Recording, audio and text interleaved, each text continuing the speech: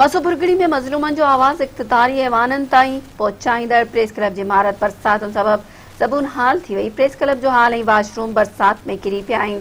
साम्हूं वारी भित ॾार हणी वई आहे, जेका कंहिं महल बि किरी सघे थी। सावणी जे ज़ोरदार वज़कारे जिते مسوڀرڳڙي में ॿियो नुक़सानु कयो आहे, उते प्रेस क्लब खे बि वॾो नुक़सानु पहुतो आहे।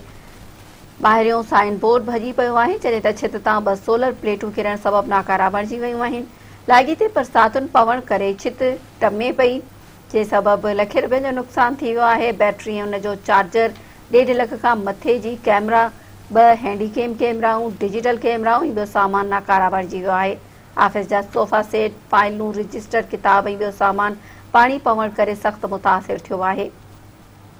कमरे में पाणी अचण करे कमरो पिणु ज़बून हाल बणिजी वियो आहे। इन हवाले सां मीडिया सां ॻाल्हाईंदे प्रेस क्लब مسوڀرڳڙي जे सदर ज़ाहिद मला चयो आहे त हाणोकियुनि तूफ़ानी बरसातुनि सबबु प्रेस क्लब जी बिल्डिंग में बरसाती पाणी अची वियो आहे, जंहिं करे प्रेस क्लब जी बिल्डिंग ज़बून हाल बणिजी वई आहे। लॻभॻि 10 लख रुपयनि जो नुक़सानु थियो आहे।